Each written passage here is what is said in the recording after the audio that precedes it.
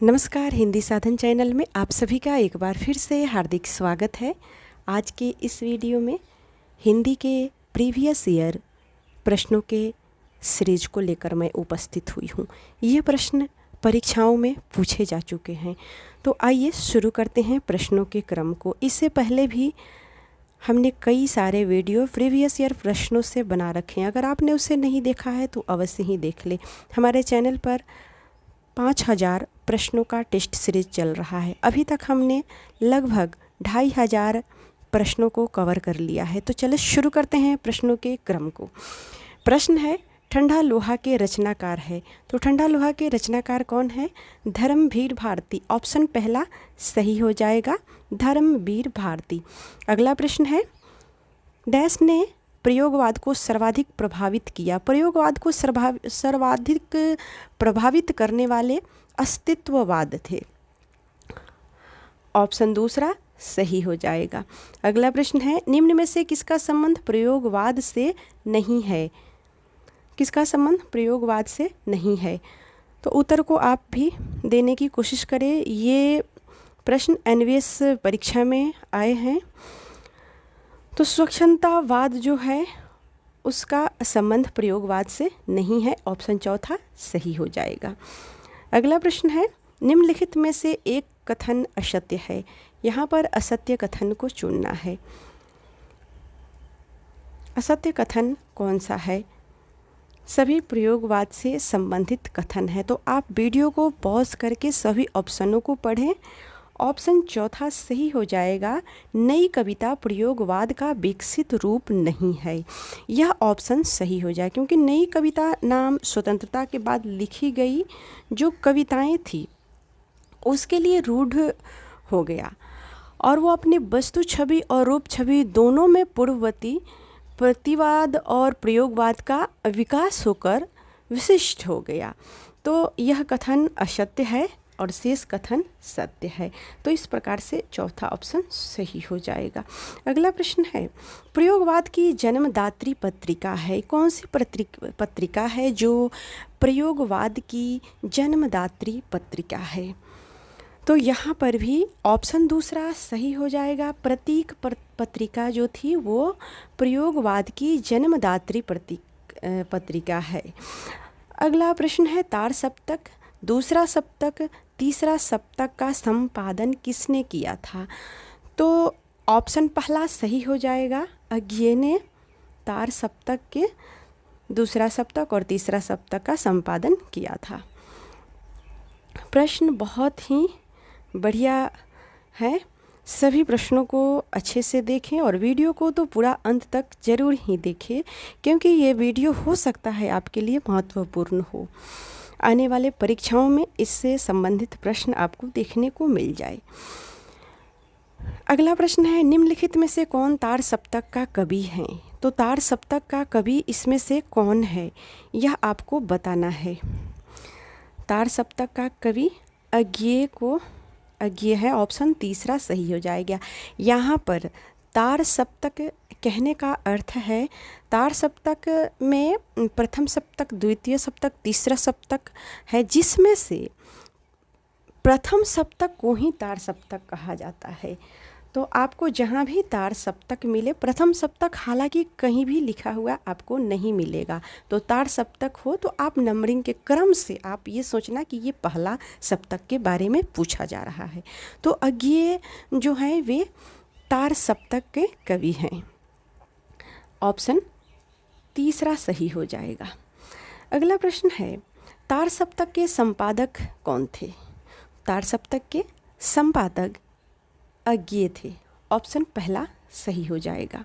अगला प्रश्न है, तार सप्तक का प्रकाशन वर्ष है। तो इसका प्रकाशन वर्ष सन 1943 है। सन 1943। ऑप्शन दूसरा सही हो जाएगा। दूसरा सप्तक का है 1943 के बाद दूसरा सप्तक में 1951 और तीसरा में क्या हो जाएगा? 19 1959। और चौथा में क्या है? 1979। तो इस प्रकार से तार सप्तकों के प्रकाशन का वर्ष है, तो इसे भी याद रखना है। यह पहला है, तो आप यहाँ पर इसको नोट भी कर सकते हैं कि बहुत ही महत्वपूर्ण जानकारी है। बीच बीच में मैं आप सभी को जो महत्वपूर्ण ऑप्शन होंगे उस पर भी मैं चर्चा करते जाऊंगी। हालांकि सभी ऑप्शन महत्वपूर्ण होते हैं, किसी को नज़रअंदाज नहीं किया जा सकता है। अगला प्रश्न है, तार सप्तक का प्रथम प्रकाशन किस वर्ष में हुआ था? तो प्रथम प्रकाशन किस वर्ष में हुआ था? अभी हमने देखा था 1943। ऑप्शन तीसरा सही हो जाएगा। अगला प्रश्न है, दूसरा सप्तक का प्रकाशन वर्ष क्या है? अगर आपने वीडियो को ठीक से देखा है तो आप इस प्रश्न का उत्तर अभी तक दे दिए होंगे। दूसरा सप्तक का प्रकाशन 1951 ईस्वी।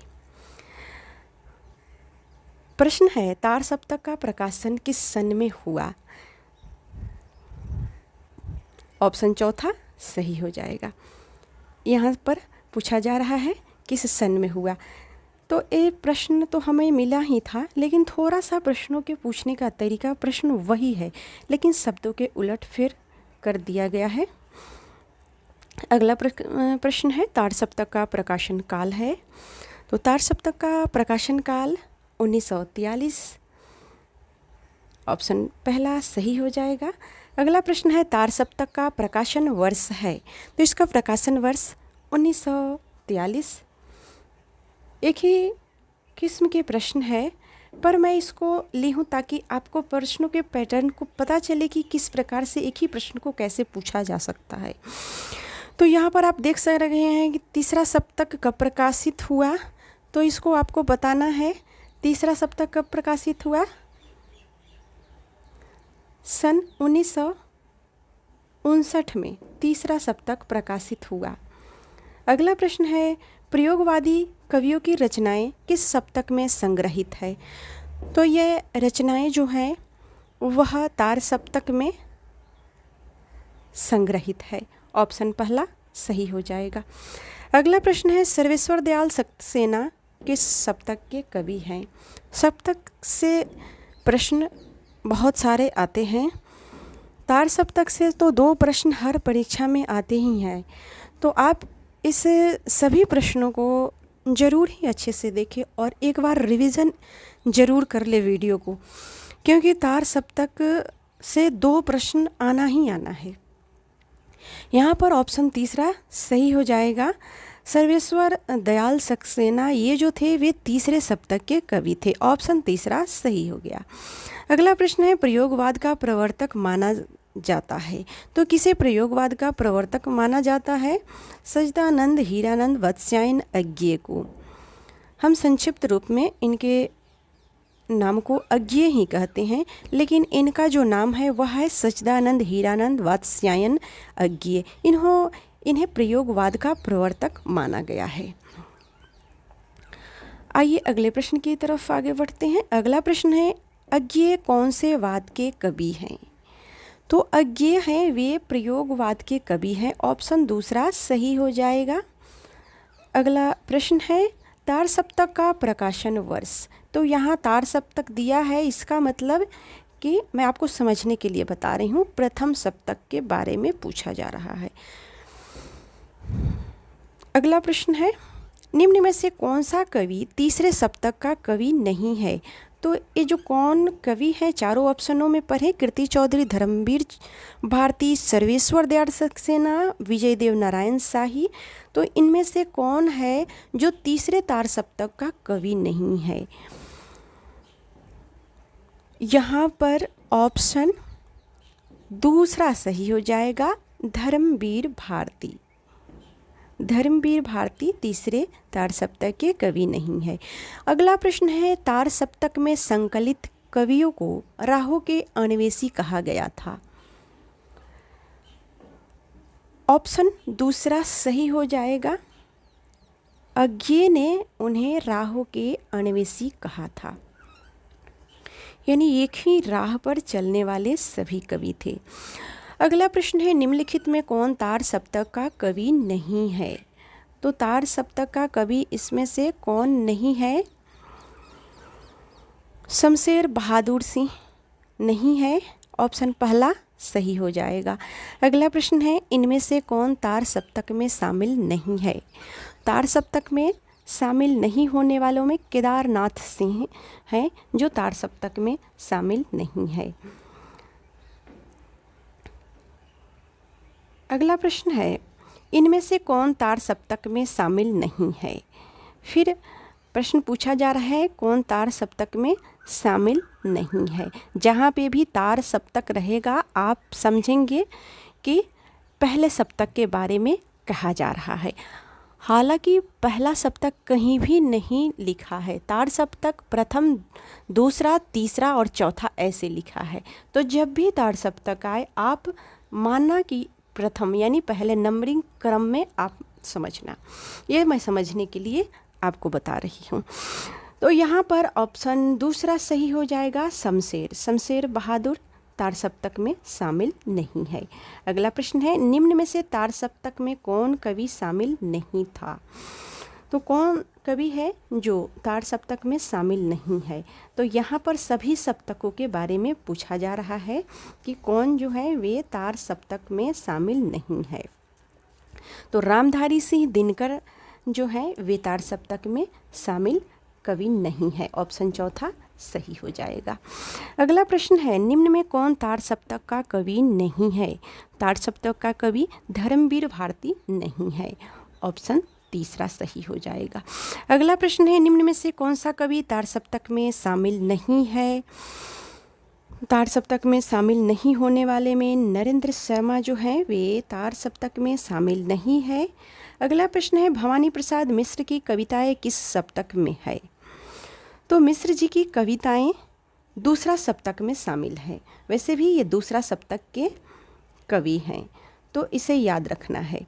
अगर आप सभी का कमेंट आता है कि मैं तार सप्तक के सभी कवियों के ऊपर भी वीडियो बनाऊं, तो मैं विस्तृत रूप से इसका वीडियो आप सभी को ज़रूर प्रस्तुत करूंगी।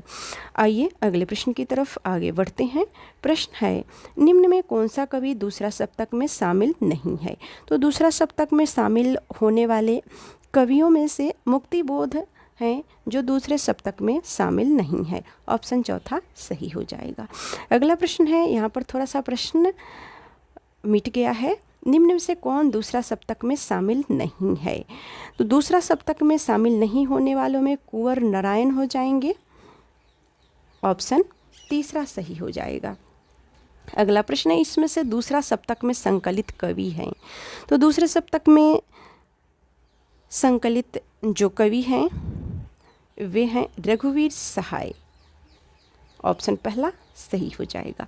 अगला प्रश्न है, सन 1950 में प्रकाशित 1951 में प्रकाशित दूसरा सप्तक में कौन सी कवयित्री शामिल थी?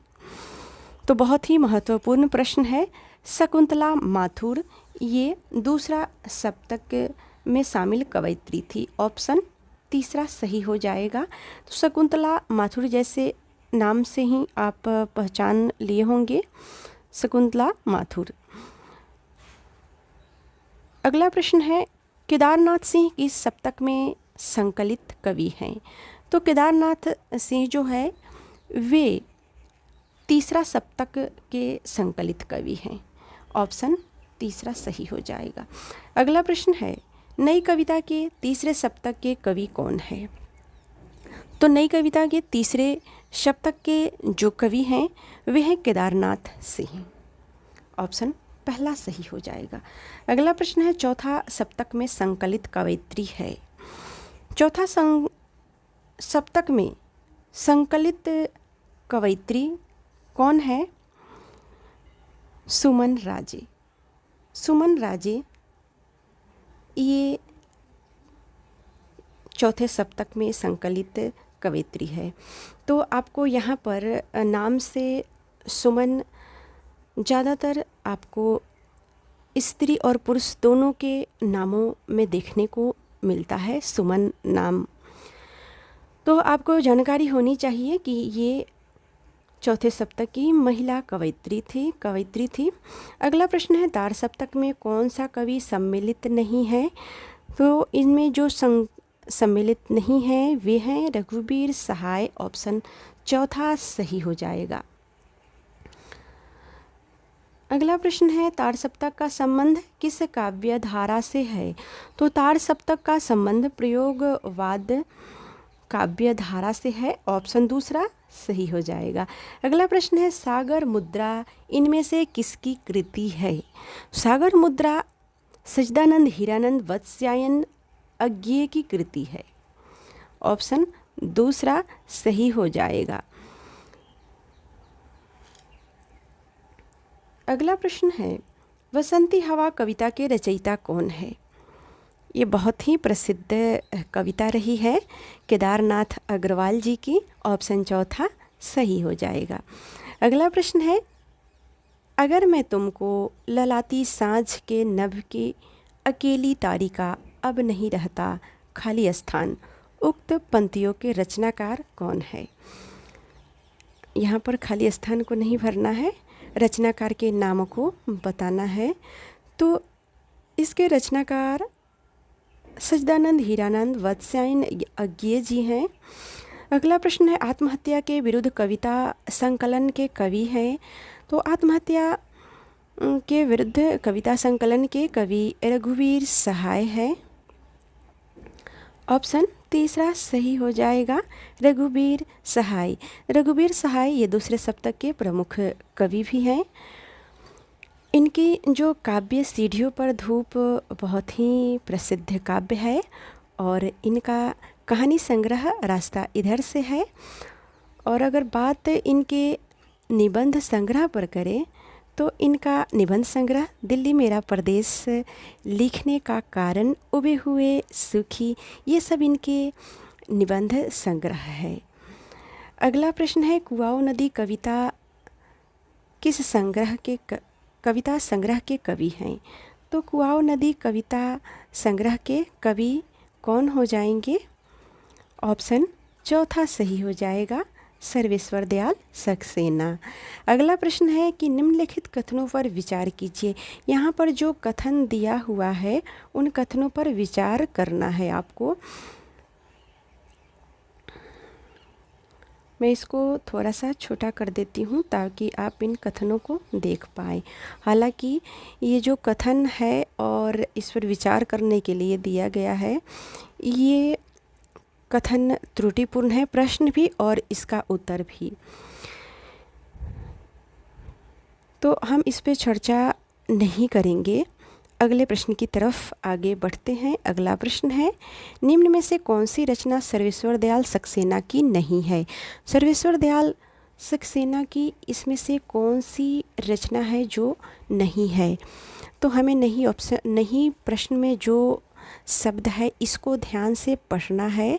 तो एक शहर की मौत जो रचना है वो सर्वेश्वर दयाल सक्सेना की नहीं है। और पागल कुत्तों का मसीहा ये सर्वेश्वर दयाल सक्सेना की ही रचना है। खूंटियों पर टंगे लोग ये इन्हीं की रचना है। तो ये जो रचना है, तीन रचना वो इन्हीं की रचना है और एक शहर की मौत ये इनकी रचना नहीं है। तो एक शहर की मौत ये अमृता प्रीतम की रचना है। ये किसकी रचना है? अमृता प्रीतम की। तो इसके साथ साथ हमें ये भी याद रखना है, अगर प्रश्न में ये आ गया कि एक शहर की मौत की लेखिका या ये किस कवि की या किसकी रचना है, तो आप यहाँ पर लिखेंगे अमृता प्रीतम। तो इस प्रकार से प्रश्नों के अनुसार ऑप्शन चौथा सही हो जाएगा। अगला प्रश्न है कुआओं नदी इनमें से किस कवि की कृति है? तो कुआओं नदी सर्वेश्वर दयाल सक्सेना की कृति है। ऑप्शन पहला सही हो जाएगा। अगला प्रश्न है कि निम्न में से किस साहित्यकार ने कुटी चातक नाम से भी कुछ निबंध लिखे हैं? तो वे साहित्यकार कौन है? सच्चिदानंद हीरानंद वात्स्यायन है जो कुटी चातक नाम से कुछ निबंध लिखे हैं। तो ऑप्शन चौथा सही हो जाएगा। अगला प्रश्न है कुआओं नदी काव्य संग्रह के रचनाकार। तो इसके जो रचनाकार है ये कविता के साथ साथ इनका काव्य संग्रह भी है। तो ये सर्वेश्वर दयाल सक्सेना हो जाएंगे। अगला प्रश्न है, सर्वेश्वर दयाल सक्सेना की रचनाएं हैं, तो आपको उनकी सभी रचनाओं को पढ़ना है, सभी ऑप्शनों को, और बताना है कि कौन सी रचना है जो सर्वेश्वर दयाल सक्सेना की रचना है। तो एक सूनी नाव और जंगल का दर्द, ये सर्वेश्वर दयाल सक्सेना की रचना है। ऑप्शन चौथा सही हो जाएगा। अगला प्रश्न है, नकेनवाद किस काव्य धारा के लिए प्रयुक्त हुआ है? नकेनवाद, तो ये किस काव्य धारा के लिए प्रयुक्त हुआ है? ऑप्शन तीसरा सही हो जाएगा, प्रयोगवाद। प्रयोगवाद काव्य धारा के लिए यह प्रयुक्त हुआ है। तो आज के इस प्रश्नों में इतना ही। मिलते हैं अगले वीडियो में, तब तक वीडियो देखने के लिए आप सभी को बहुत बहुत धन्यवाद। अगर आपने अभी तक हिंदी साधन चैनल को सब्सक्राइब नहीं किया है तो इसे अवश्य ही सब्सक्राइब कर ले।